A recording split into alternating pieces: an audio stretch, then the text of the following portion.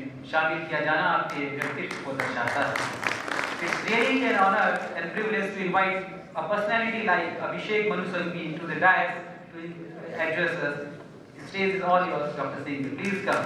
मैं निवेदन करूँगा आप किसी गहराइयों से बोलें और से ना बोलें, आपको लोग बहुत बेसब्री से सुनने का इंतजार करें. Dr. Singh.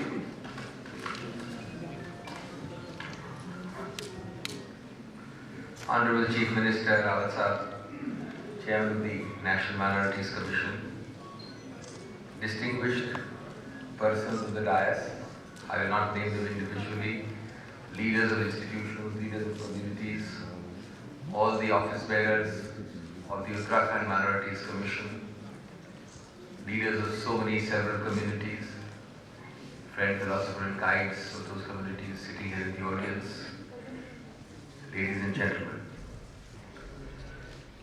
It is with great pleasure that I stand before you to deliver the keynote address. There could be hardly a more appropriate venue to discuss the complex issues of secularism and minorities than in the capital city of what is known as Devbhoomi, the abode of the gods. And there can be hardly a more auspicious day to discuss it than the World Minority Day.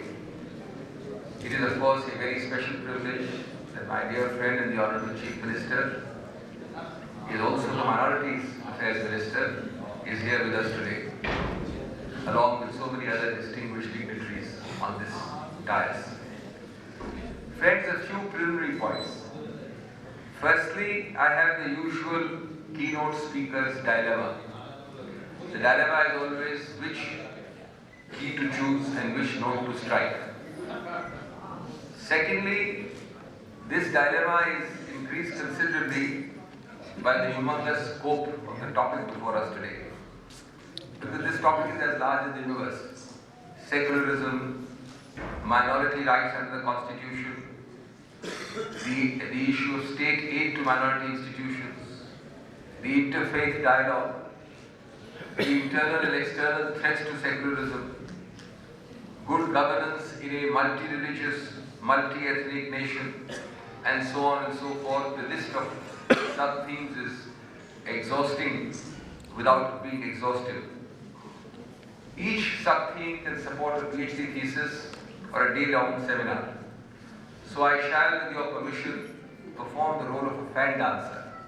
A fan dancer is someone who touches upon these topics without really covering them. It is important, of course, also, as my third preliminary point, to remember that these words like World Minority Day, World Disabled Day, Women's Day, these are not mere acronyms. These are not mere slogans and shibboleths. It is vital to give content and meaning to such days, and to do so with some blunt, plain speaking, which I intend to do, with your permission, or perhaps even without your permission. Friends, no discussion on World Minority Day can even begin without considering the various facets of the bedrock of our Constitution, and that is one word: secularism. There are few words which can be more vital, more enduring, and yet more misunderstood and more maligned than this one word, secularism. It's important to understand its context, its contours, its boundaries. The standard definition of secularism, which is the old classic Western one, of a rigorous wall of separation between church and state, is largely non-contextual to a country like India, and it's oversimplistic to apply it. No doubt, one facet of it, that the state shall not interfere in individual religions, is obvious and has meaning and validity even in India. Second, that there shall be no state established religion also has validity. Thirdly, the mandate that there shall be no theocratic state, no common collusive policy between the state ruler and the state church to achieve some common object, also has validity. But these are all elementary concepts. The antiseptic, passive, negative indifference of the state to religion is, however, what might be called state agnosticism or state atheism, has never been part of Indian secularism. That is the main difference between the Western approach to secularism and the Indian approach. मित्रों, भारतीय धर्मनिरपेक्षतावाद की अवधारणा पश्चिमी अवधारणा से भिन्न है। इसका मूल कारण यह है कि हमारे देश में जो विविधताएं हैं, वैसी विविधता मैं समझता हूं पूरे विश्व में कहीं नहीं है। धर्मनिरपेक्षता और अल्पसंख्यकों के बारे में कोई भी भारत के संदर्भ में सही नहीं समझ सकता जब तक कि इस देश की विविधता को न समझे। इस आंकड़े से हम सब वाकिफ हैं कि भारत विश्व का दूसरे नंबर पर सबसे ज्यादा जनसंख्या वाला देश है, लेकिन साथ साथ क्षेत्रफल में 7वां है, आर्थिक शक्ति के रूप में परचेजिंग पावर पैरिटी के आधार पर 4था है, 22 अनुसूचित जातियां हैं, भाषाएं हैं, और उन भाषाओं की सूची में मेरी भाषा राजस्थानी और भोजपुरी अभी शामिल होनी बाकी है। इसके अलावा 1652 कथित मातृभाषाएं हैं, 2000 बोलियां हैं, Indo Aryan, Dravidian, Australasia, Tibeto Burman से लेके मोंगोलॉइड और करीब करीब हर जाति प्रजाति यहां पर है। विश्व के 4 प्रमुख धर्मों का जन्म यहां हुआ है और सबसे विश्व की तीसरे नंबर पर है मुसलमान समुदाय की संख्या यहां, और विश्व के सबसे जो छोटे धर्म है उनकी सबसे अधिकतम संख्या भारत में है। पारसीस को ले लीजिए, जैन्स को ले लीजिए, बहाईस को ले लीजिए। तो इस विविधता के संदर्भ में ही अल्पसंख्यक दिवस को भी और धर्मनिरपेक्षता को भी समझना पड़ेगा। इसीलिए लगभग 200 वर्ष पहले एक अमेरिकन ने, जो बड़ी मुश्किल से एक बार सिर्फ भारत आया था, पूरी तरह से भी आया भी नहीं था, मार्क ट्वेन, बड़ा प्रभावशाली लेखक था, उसने लिखा इस विविधता के बारे में, and I quote, he said, "The land of dreams and romance, the country of 100 tongues." ये लिखा उसने 19वीं शताब्दी के शुरू में, मार्क ट्वेन ने। The country of 100 tongues, 8,000 religions and 2 million gods, the cradle of the human race, the birthplace of human speech, the mother of history, the grandmother of legend, the great-grandmother of tradition, the land that all men desire to see, and having seen once, even by a glimpse, would not give that for the shows of all the rest of the globe combined. ये भारत का सौष्ठव था, गौरव था, एक अमेरिकी की आंखों में 200 वर्ष पहले। भारत में जब हम सेक्युलरिज्म की बात करते हैं तो धर्मनिरपेक्षता शब्द का इस्तेमाल करते हैं। एक सिमेंटिक मुद्दे को मैं पहले हटा दूं। धर्म का तात्पर्य भारतीय संस्कृति में है सच्चाई, कानून, सही रास्ता। धर्म का मतलब भारत की संस्कृति में रिलीजन नहीं रहा है कभी। तो उस आधार पे धर्मनिरपेक्षता गलत शब्द है, क्योंकि आप सही रास्ते, सच्चाई या कानून से परे कैसे हो सकते हैं, निरपेक्ष कैसे हो सकते हैं। तो अगर सिर्फ सिमेंटिक आधार पे देखें तो शायद पंथ निरपेक्षता ज्यादा एक्यूरेट होगा, क्योंकि जिसमें आप रिलीजन की बात कर रहे हैं, सबसे बराबरी। लेकिन भारत का धर्मनिरपेक्षता में जब धर्मनिरपेक्षता का इस्तेमाल करता हूं तो उसी सेंस में करता हूं, न कि धर्म रिलीजियस के नाम पे के आधार पर बोलता हूं। हमारा अप्रोच उसमें हमेशा सर्वधर्म समभाव का ज्यादा रहा है बनिस्बत निरपेक्षता का एक नेगेटिव स्वभाव। ये भारत का एक सकारात्मक इंक्लूसिव सा अप्रोच रहा है सेक्युलरिज्म। यूएस में ये मानते हैं कि दोनों तरफ से बायलैटरल एक्सक्लूजन, न किसी प्रकार का धर्म शासन में और न शासन का हस्तक्षेप किसी प्रकार से धर्म में। फ्रांस और टर्की में इसका एक विभिन्न मॉडल है। वहां पर है कि यद्यपि धर्म का शासन में कोई जगह नहीं है, लेकिन शासक पूरी तरह से धर्म को एक्सक्लूड नहीं कर सकता। हमारा इस इसमें भिन्नता है भारत की अप्रोच में। सर्व धर्म समभाव मैं समझता हूँ ज्यादा सटीक पड़ेगा भारत के संदर्भ में। एक हार्वर्ड के प्रोफेसर है भारतीय, उन्होंने बड़ा अच्छा लिखा है, थे पहले भारत में हिंदुस्तान में, प्रोफेसर भार्गव। उन्होंने कहा कि सेकुलरिज्म, उन्होंने लिंकन के बड़े प्रसिद्ध शब्दावली से जोड़ा। लिंकन ने कहा था गणतंत्र के बारे में, for the people, of the people, by the people. तो उन्होंने लिखा कि भाई बाय द पीपल तो समझ आता है, लोग चुनावित करते हैं, फॉर द पीपल भी समझ आता है, गणतंत्र आम आदमी के लिए है, लेकिन लिंकन ने ऑफ द पीपल क्यों इस्तेमाल किया?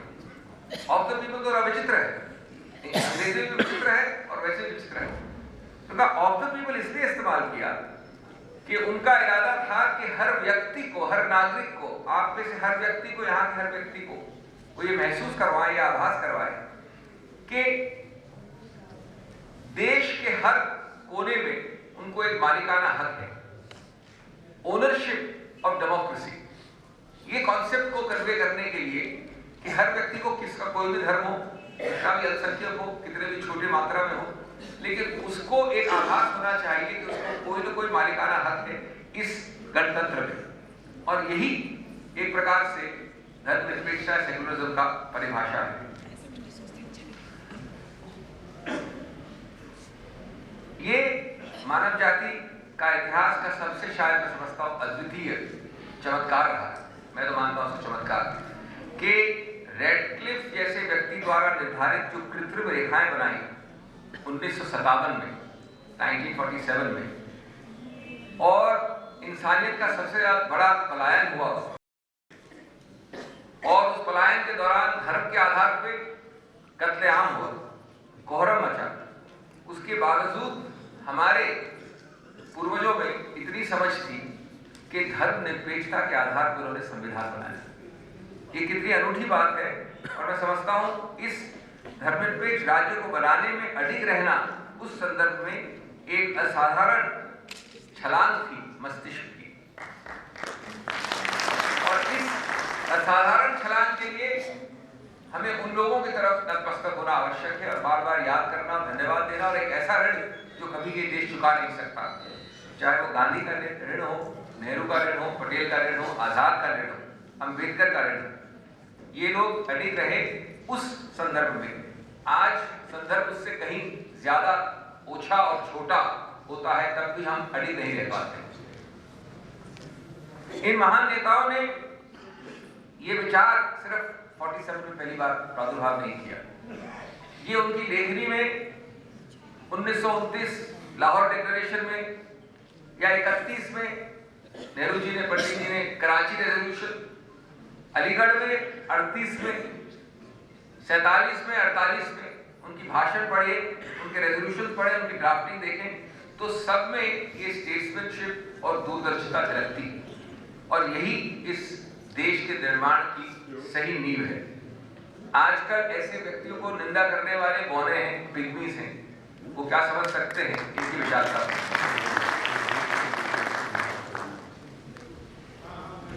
हमारे संविधान में जो 6 लगभग अनुच्छेद दिए हैं, 25 से 30 और विशेष रूप से 25 से 28, ये धर्मनिरपेक्षता, धार्मिक विषय और अवसरों के अधिकार के पूरे आधार है और एक अनूठा संतुलन दिखाते हैं।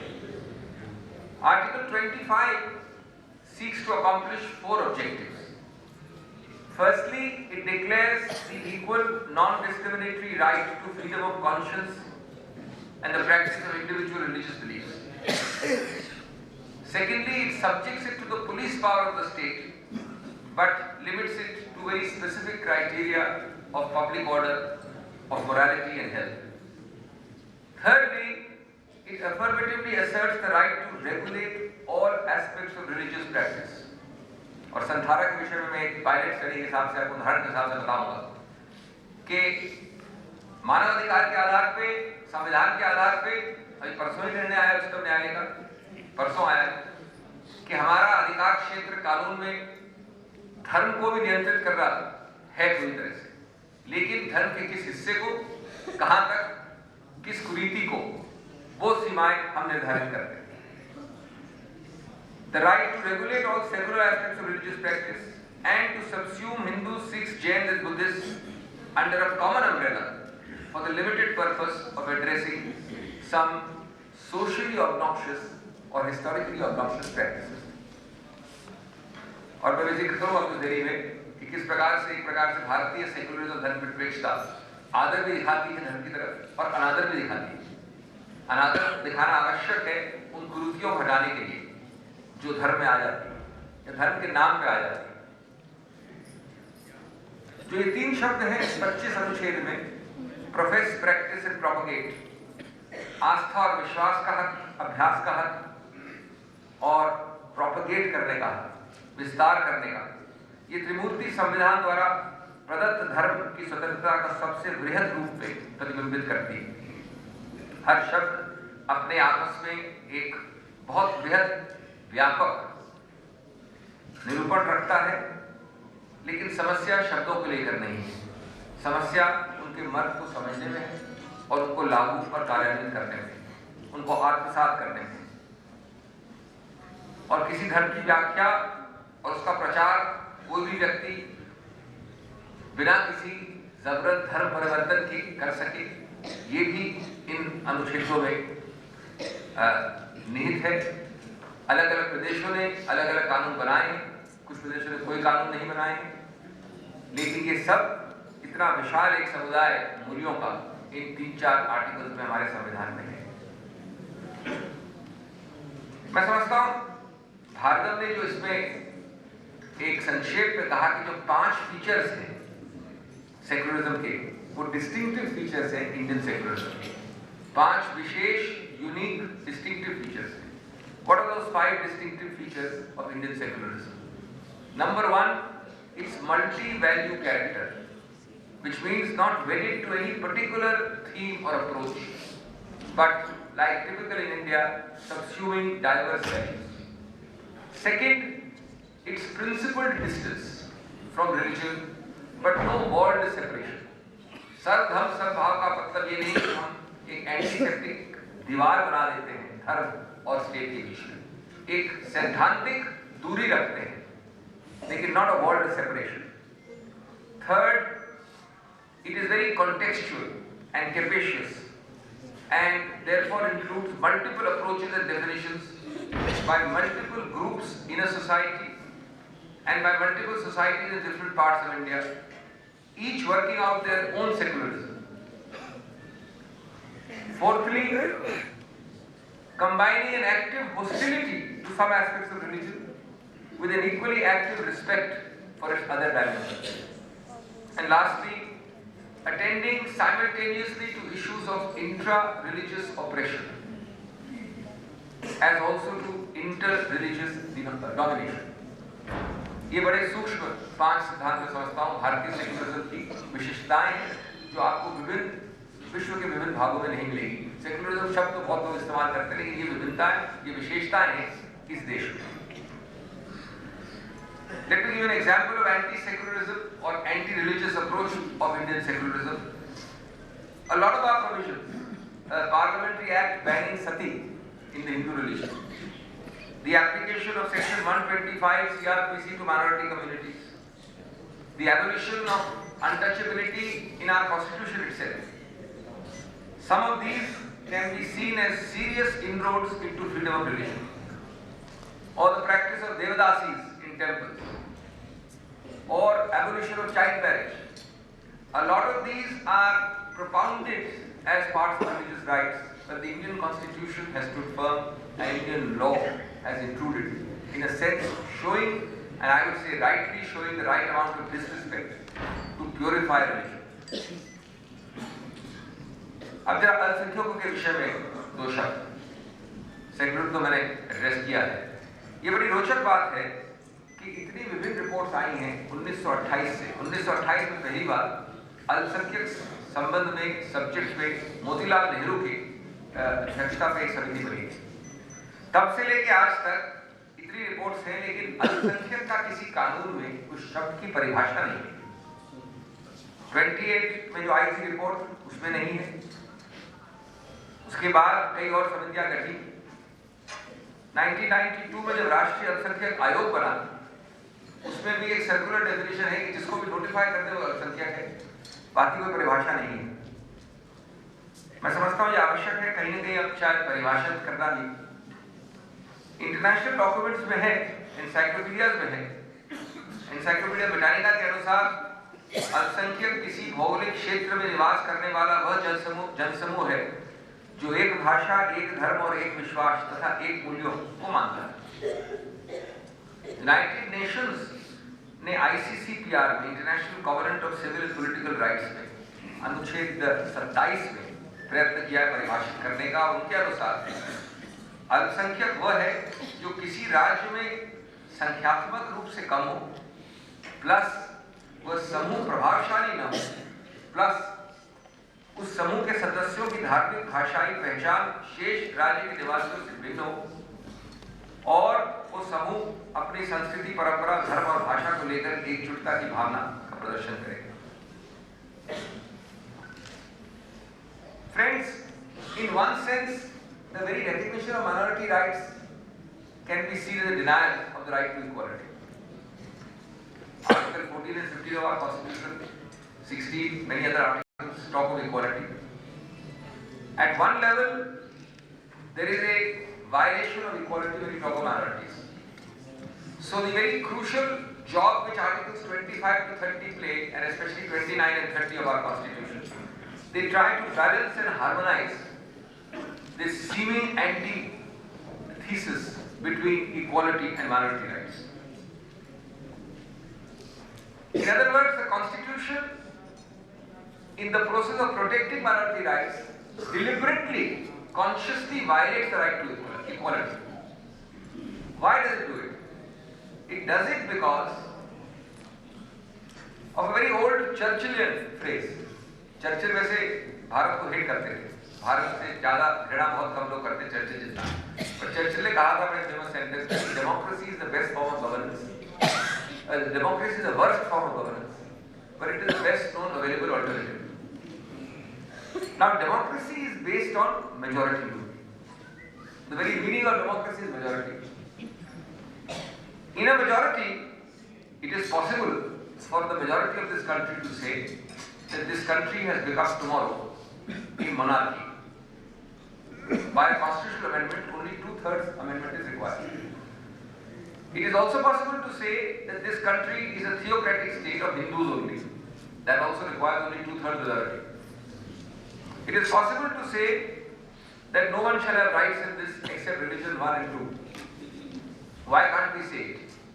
We can't say it because of two things. Deliberately, the Constitution entrenches minority rights because they are always in every country which cherishes them seen as bulwarks, as safeguards against excessive majoritarianism. In India, of course, we have gone much further. We are the world's proudest country in the legal sense because we are the inventors of the basic structure doctrine. We invented it. Can you imagine a country which in 1973-74 invented a doctrine which says that the courts can say that this constitutional amendment is unconstitutional. A constitutional amendment is unconstitutional. Tomorrow, if by a constitution I declare that this country is a country only for Hindus, it will be struck down as violative of the basic structure in 30 seconds in any court proceeding. Tomorrow, if I declare that this country from a republican parliamentary democracy becomes a monarchy, it will be struck down, even though passed by constitutional amendment, in 30 seconds on the basis of the basic structure doctrine. These are the bedrocks of our constitutional principle, and these are done because we have to inspire faith, confidence in our minorities. That majoritarianism will not overrule every aspect on the ground of majority, because ultimately democracy is majority. Is for the same reason, I think this kind of futile political acrimony on semantics, why did you add the word secular in the 42nd Amendment?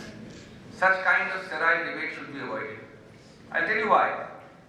In a sense, the argument is that secularism doesn't have to be included in our constitution. Why did Mrs. Gandhi do it?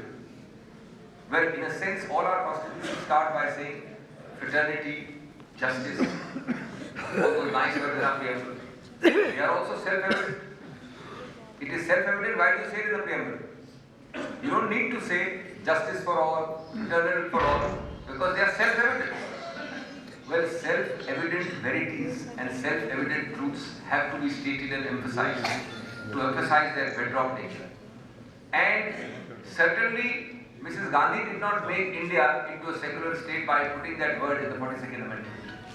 But she stated a self-evident truth which required to be stated because it was done to make it clear beyond doubt that we have as an article of faith the word secularism as a bedrock principle.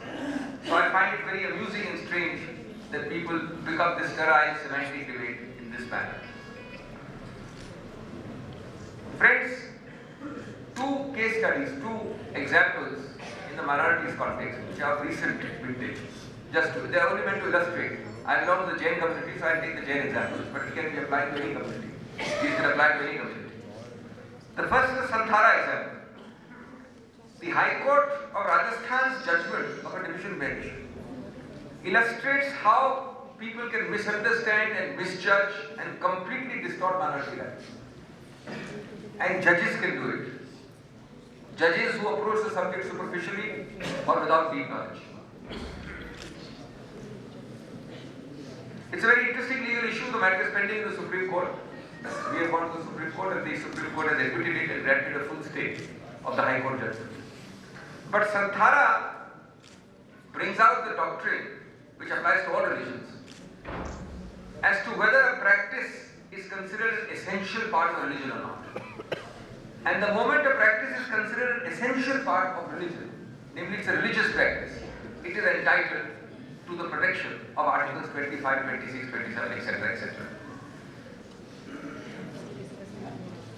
अब इसमें एक debate चला बहुत अरसे से कि इसमें essential यानी आवश्यक क्या है और क्या नहीं है। तो निर्णय आए उच्चतम न्यायालय के 1950 से कि वो चीजें जो धर्म का एक आवश्यक हिस्सा है, पुरातन स्क्रिप्चर्स में लिखे हैं, इतिहास में और धार्मिक ग्रंथों में, और जो पूरा वो धार्मिक समुदाय मान के चलता है कि वो धर्म का हिस्सा है, उसको उच्चतम न्यायालय भी आवश्यक मानेगा।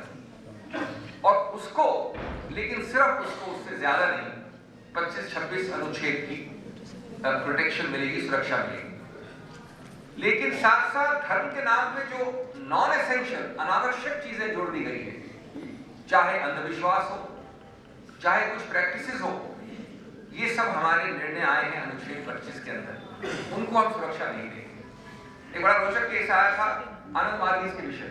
आनंद मार्गीस ने कहा कि हम जब प्रोसेशन ले आते हैं रोड पे, तो हमारा अधिकार है, मानव अधिकार है कि हम तांडव नृत्य करें, क्योंकि तांडव नृत्य हमारे आनंद मार्ग के धर्म को, धर्म कहते हैं अपने आप को, उसका एक अभिन्न अंग है, आवश्यक है।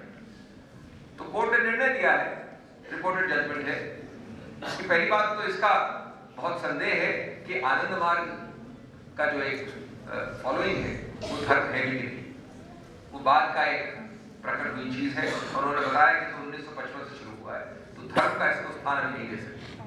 बाद में कहा कि अगर ये मान भी ले कि आनंद मार्ग धर्म है, जिसको हम नहीं मानते, लेकिन मान भी ले कि वो धर्म है, तो ये कहा है कि तांडव नृत्य धर्म का अभिन्न अंग है। ये तो आपने बाद में बना दिया है प्रथा, तो इसलिए हम ये सुरक्षा की तांडव नृत्य और तांडव नृत्य के साथ साथ कुछ चक्कू छुरी लेके भी चलने की आवश्यकता है, कुछ त्रिशूल लेके भी चलने की आवश्यकता है, वो हम नहीं देंगे सुरक्षा। इसी तरह से ये इसके बहुत सारे निर्णय हैं और बड़े महत्वपूर्ण निर्णय हैं जो कि संथारा जैसे विषय में सीधा संबंध रखते हैं।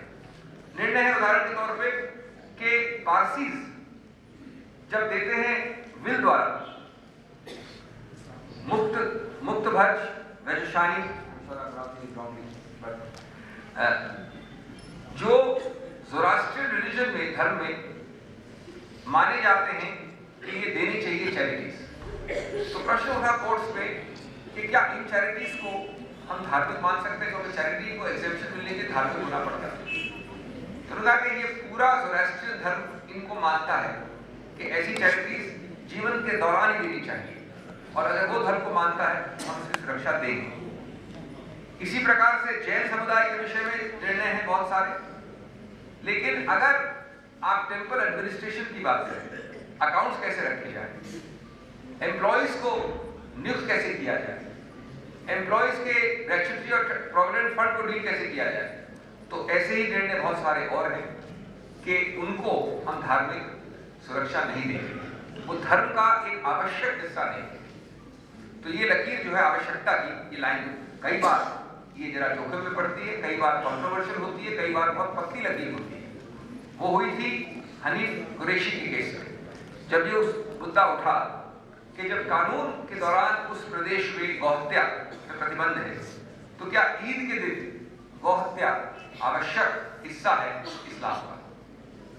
और उसमें कोर्ट ने निर्णय लिखा है, पुराना निर्णय है 1958 का, कि सिर्फ गाय की बलि देना ईद में इस्लाम के धर्म से प्रमाणित नहीं होता।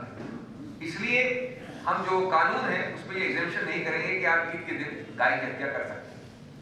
ये आवश्यक और अनावश्यक कानूनी डॉक्ट्रिन के आधार पर निर्णय हुआ। अगर कोई चीज उस धर्म की आवश्यक हिस्सा अभिन्न अंग माना जाता है तो हाँ, उसको सुरक्षा दी जाएगी। इसी आधार पे संथारा के केस में बहस हो रही है, हमने रिटन सबमिशन दिए हैं और बताया है उसमें that संथारा is simply a Jain way of mastering the art of dying as much as the art of living. There are preconditions, and Santhara has been part of Jainism for the last 2,600 or 3,600 years, in scriptures, in shlokas, in books, in translations. It has been found in archaeological excavations in Karnataka. Karnataka में मूर्तियां हैं, हजारों सैकड़ों मूर्तियां हैं, जिससे संथारा ले रहे हैं शासक भी और आम आदमी। तो उसके आधार पे ये कहना, ये मुद्दा ही नहीं उठता उसमें कि जैन धर्म का क्या वो आवश्यक या अनावश्यक हिस्सा है, जो गलती उच्चतम न्यायालय, उच्च न्यायालय, हाई कोर्ट की खंडपीठ ने की और जिसके विरुद्ध उच्चतम न्यायालय ने एडमिट किया है। दूसरा उदाहरण भी जैन के विषय में है और वो है कि जैन धर्म को राष्ट्रीय स्तर पे 2 वर्ष पहले तक अल्पसंख्यक नहीं माना गया। ये सबसे हास्यास्पद और विचित्र विडंबना है। और ये इसलिए हुआ कि बिना कुछ समझे उच्चतम न्यायालय ने वापस एक बार पार्टी करके निर्णय है 2005 का, ये निर्णय किया कि जैन धर्म एक अलग धर्म है, हम हमारे सामने दूसरे प्रमाणित नहीं हुआ और हम अगर उसको अल्पसंख्यक धर्म या समाज का एक दर्जा देंगे तो एक नया धर्म बना है। आप ये सोचिए, ऐसी गलतियां उच्चतम न्यायालय तक कर सकता है 2005 में। मुझे हर्ष है कि 2 वर्ष पहले तथा उस वक्त की सरकार ने इस एक बहुत कष्टदायक मूल मुद्दे को सही किया। एक ऐसा समुदाय और एक ऐसा धर्म जो प्रमाणित रूप से, लिखित रूप से किताबों में, खंडरों में, एक्सकवेशंस में लगभग 2600 वर्ष तक प्रमाणित उसको, और जिसमें उस जमाने में बिहार, कर्नाटक, तमिलनाडु, बंगाल, मध्य प्रदेश, महाराष्ट्र, गुजरात और राजस्थान जैन बहुमत प्रदेश वाले थे, जैन बहुमत प्रदेश थे, उसमें ये गलती उच्चतम न्यायालय ने की। और इस प्रकार के उदाहरण ये प्रमाणित करते हैं कि माइनॉरिटीज के विषय में गलतियां कोई भी कर सकता है, किसी स्तर पे होती हैं और बड़े बड़े स्तर पे हुई है। मैं समझता हूं कि यूपीए सरकार की एक बहुत बड़ी भूल रही, कह लीजिए या असमर्थता रही, कि कम्युनल वायलेंस बिल वो पारित नहीं कर पाए। Communal violence bill controversial bill है। मैंने कहा था कि मैं ब्रांच बोलता हूँ, मैं कभी ज्यादा उसको कैमोफ्लेज करके नहीं बोलने में विश्वास करता था। उसको ये उसका जन्म कम्युनल वायलेंस बिल का 2005 में हुआ और 2012 तक उसकी कानून में मृत्यु हो गई थी। इस बिल की एक जो विशेषता थी कि इसने सभी धार्मिक और भाषाई अल्पसंख्यकों को निशाना बनाने से किसी भी प्रकार की कोशिश के लिए उपचारात्मक और दंडात्मक प्रोविजंस, प्रावधान बहुत स्पष्ट और बहुत व्यापक रूप से पहली बार दिए थे भारत के संविधान, भारत के कानून। ये बात सही है कि इसमें कुछ त्रुटियां थी, कुछ खामियां थी, कुछ कमजोरियां थी, लेकिन मैं नहीं समझता कि ऐसी कोई कमजोरी थी या त्रुटि थी जो विचार विमर्श और संशोधन से सही नहीं हो सकती। The first criticism against the bill was that it is biased against the majority community. In a sense, it was untenable because the bill was specifically designed to protect minorities. A bill designed to protect minorities can hardly address the majority community. It is not intended to.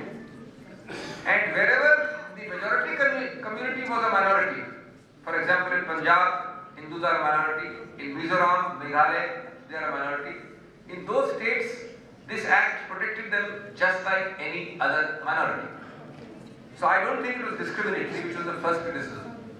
The second criticism was that it violated legislative competence because law and order is a state subject and it allowed the central government to intervene. Now this bill for the first time for serious acts of communal violence elevated it not to a mere local law and order problem. And I think that's the correct approach. When something, and it has to be of that seriousness, and I admit that there is a problem because the test is somewhat subjective, but grave, big communal incidents are not local state law and order situations. They strike at the very secular fabric of our entire nation. And if they strike at the secular fabric of our entire nation, then there is already power in the Constitution under Article 355, or for that matter under Article 356 also, for the central government to intervene. So if that bill sought to give power to the central government to intervene on serious incidents of communal violence, then I think its criticism that it was intruding upon the state law and order subject was misplaced. In any event, could have been easily redrafted and reworked out. Friends, I am now ending. I am coming near close to my time, but I cannot end without addressing somewhat bluntly. Like this, the threats from within are always bigger than the threats from without. And the threats to secularism, to minorityism, to all the issues which we remember on World Minority Day, those threats are always much more potent from within than from without.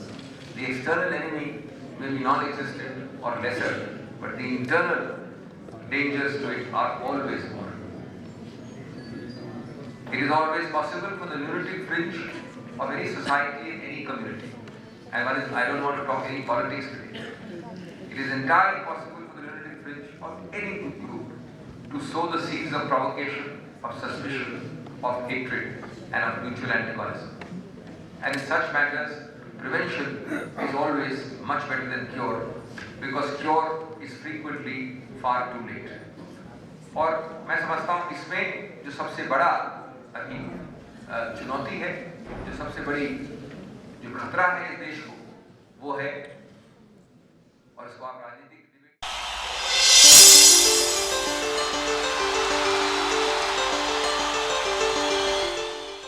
कर लेते हैं, तू में निकल जाता है, लेकिन असहिष्णुता का जो पहलू है, इसको जब तक हम एड्रेस नहीं करेंगे, तब तक इस देश की विविधता, इस देश की पूरी अस्मिता, इंटरनेशनल ऑडियंसेस, मैं हमेशा एक प्रश्न पूछता हूँ जब मैं शुरू करता हूँ, और मैं भारतीय ऑडियंस से पूछता हूँ, बड़ा विचित्र प्रश्न है। आपने आपसे पूछिए कि 1930 से 1960 के बीच लगभग 30, 25, 40 देश इंपीरियलिज्म से निकले। कहीं रूरल डच था, कहीं अंग्रेज था, कहीं फ्रांस था। एशिया में, अफ्रीका में, ऑस्ट्रेलिया में, सब जगह पैसिफिक में कई देश निकले और गणतंत्र बने, आजादी मिली। भारत सिर्फ एक देश बचा, एक, जो उसके बाद अभी भी इतना व्यापक और प्रभावशाली गणतंत्र है। ये क्यों? ये कैसे हो? चमत्कार है। कोई देश देख लीजिए अफ्रीका में जो अमेरिकन इंग्लिश इंपीरियलिज्म निकला, कोई देश देख लीजिए एशिया में, साउथ अमेरिका में, ऑस्ट्रेलिया, मुझे तो याद नहीं आता एक देश, और खास तौर से इतना बड़ा विशाल देश, कोई फिजी या तुवालू आइलैंड बच गया हो तो वो बात दूसरी होती है, लेकिन कोई देश नहीं। इसके क्या कारण है? ऑफ कोर्स सबसे सरल कारण है good luck, just lucky, plain lucky. दूसरा कारण मैं मानता हूं कि हमारी सीक्वेंसिंग गुड लक के कारण सही। गांधी और उसके बाद नेहरू ये सबसे अच्छा कॉम्बिनेशन था। अगर ये कॉम्बिनेशन रिवर्स हो जाता, नेहरू और गांधी तो चलता नहीं। गांधी विश्व के सबसे अच्छे व्यक्ति थे हमें आजादी लाने के लिए, और नेहरू सबसे जबरदस्त व्यक्तित्व थे उस आजादी को बरकरार करके एक गणतंत्र बनाने के लिए। हमारे आठों जो पड़ोसी हैं उनकी हालत देखिए, एक नहीं आठों के आठों। तो गुड लक और ये सीक्रेट। लेकिन तीसरा महत्वपूर्ण कारण कि हमें ये जो प्रवृत्ति है सम्मिलित करने की, उसको सैलेड बोल कहिए या मेल्टिंग पॉट कहिए। मैं सैलेड बोल प्रेफर करता हूँ कि सैलेड बोल में हर सलाद की अपनी एक अभिव्यक्ति होती है, अपनी पहचान होती है, सबको मेल्ट करने की आवश्यकता नहीं होती। लेकिन यद्यपि सबकी पहचान सैलेड बोल में होती है अलग, लेकिन वो पूरे बोल को सशक्त बनाता है, शक्तिशाली बनाता है, न्यूट्रिशन देता है और सुंदरता देता है। तो हमारी जो ये विविधता है, ये तो हमारे selfish, self interest, national interest में ही आवश्यक है, क्योंकि उसके बिना तो भारत अलग हो जाएगा। वही हाल होगा जो बाकी देशों में हुआ है। आप सोचिए कि हमारे संविधान में ये निर्णय लिया गया उन महापुरुषों द्वारा, उसी वक्त, उसी समय, उसी संदर्भ में, उसी कारण से हमारे पड़ोसी देश में निर्णय लिया गया कि हम इसको थियोक्रेटिक स्टेट बनाते हैं। आज उस थियोक्रेटिक संविधान का और हमारे देश में क्या तुलना हो सकती है? इस संदर्भ में मैं इस दुखद प्रसंग के साथ अपनी बात अंत करूंगा, और वो है असहिष्णुता का थीम।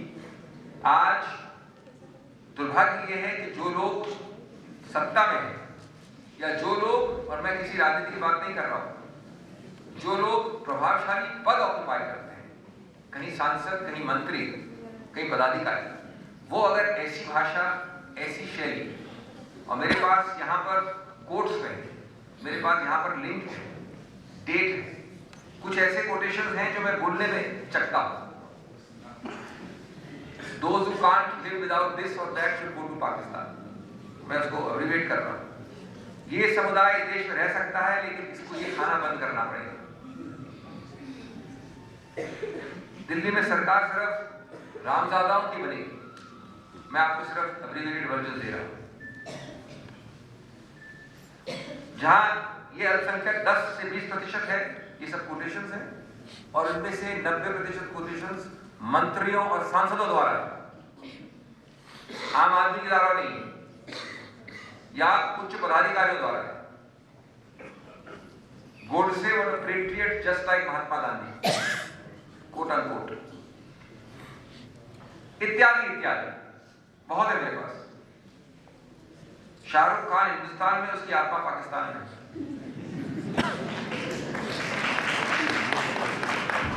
मित्रों, मैं अंत करता हूं अपनी बात ये कहकर कि अभी हाल में जिस पार्टी को मैं इससे संबंधित मैं हूं, उसके उपाध्यक्ष ने एक बड़ी अच्छी स्पीच दी थी लोकसभा में, जो बहुत कम नोटिस हुई, और मैं उसके कुछ अंश आपको पढ़ के अपनी बात करता हूं। He said that these heroes जो हमने बात की अभी, जीएनपी, भारत का जीएनपी, गांधी, नेहरू, पटेल या आजाद, जो महानुभाव, these were heroes. Why? Because they had the humility to ask the right questions. Humility to ask the right questions, not to pretend that they had the answers, but the humility to ask the right questions. What is heroic about them is the ability to destroy their sense of self or their ego to such a degree that they crystallize into the voice of the people they served. They were heroic because they pushed aside their own insecurities and their own failings and their desires to listen to what India was saying. Listening to what India says is the most important part, which we don't do and which we frequently forget. They allowed India to speak. If you silence India, you will not get anything resembling a prosperous, peaceful, stable country. The millions of voices, rich, poor, male, female, Hindu, Muslim, Sikh, Punjabi, Marathi, Bengali, Malayali, Kisan, Mazdoor, small business, big industrialist, widowed mother, orphaned son, every single one of them, including the weakest and the most powerless of them, Gandhiji looked at all of them with equal compassion. That is what made him a hero. अभी हाल में जो दुखद प्रसंग हुआ मोहम्मद अखलक का, वो father है young air force officer के, जिसका नाम है मोहम्मद सरताज। He was killed in cold blood। जब उनके लड़के मोहम्मद सरताज से पूछा गया कि आपका क्या संदेश है आपके पिता की मृत्यु के बाद, इतनी बर्बरी वाली बारबेरिक मृत्यु, तो सरताज ने कहा, सारे जहां से अच्छा हिंदुस्तान हमारा, मजहब नहीं किया।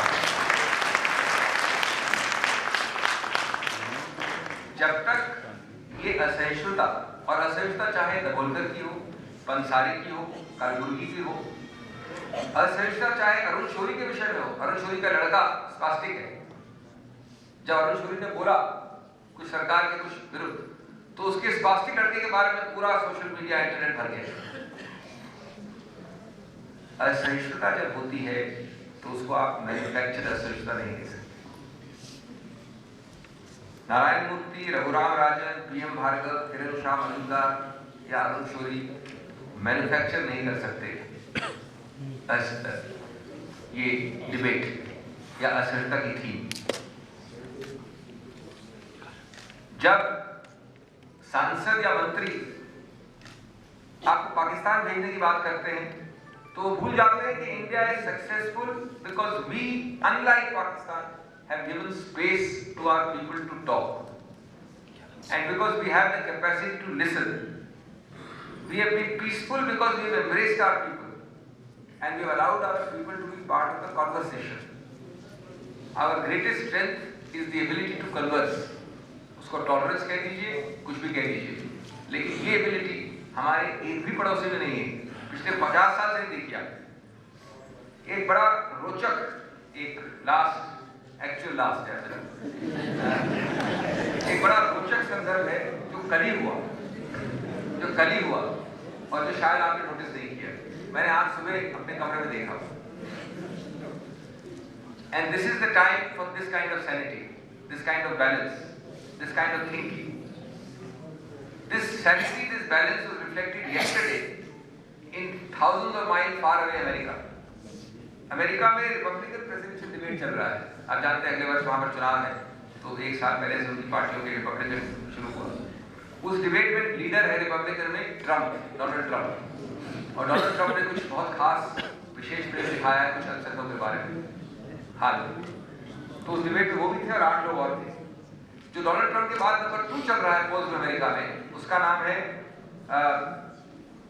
Cruise, presidential candidate Republican party का सेनेटर है, टेड क्रूज। तो करीब करीब सभी लोग डोनाल्ड ट्रम्प के मतों को विरोध कर रहे थे। पहली बात तो ये एक सकारात्मक बात है। अमेरिका का इस वक्त छवि आ रही है और शायद जीत जाए डोनाल्ड ट्रम्प, लेकिन जितने लोग बाकी स्टेट से उसको विरोध कर रहे हैं। फिर अंत में सेनेटर टेड क्रूज ने कहा, he invoked India. Senator Ted Cruz in America yesterday, 15,000 miles away, invoked India to contest the maverick billionaire Trump demonization of all Muslims. He said the focus of fighting extremism, terrorism and fundamentalism should not be based on faith. And then he referred to India. He said, quote, I am reminded of what Roosevelt grandfather said. Roosevelt पुराना president America का, उनके grandfather ने क्या कहा, ये कह रहा है, I am reminded of what FDR's grandfather said. All horse thieves are Democrats, but not all horse thieves are Democrats. All horse thieves are Democrats. All horse thieves are Democrats, but not all Democrats are horse thieves. And then he said there are millions of peaceful Muslims around the world, like in India, where there is not the problems that we are seeing in nations controlled by the Qaeda or ISIS. Unquote. ये theme थी America में, ये भावना थी, और इसके contrast में हम जब देखते हैं कुछ असहिष्णुता की थीम्स हमारे देश में, तो हमें बहुत दुख होता है और दुख होना चाहिए। बहुत बहुत धन्यवाद, आपने सबने से सुना।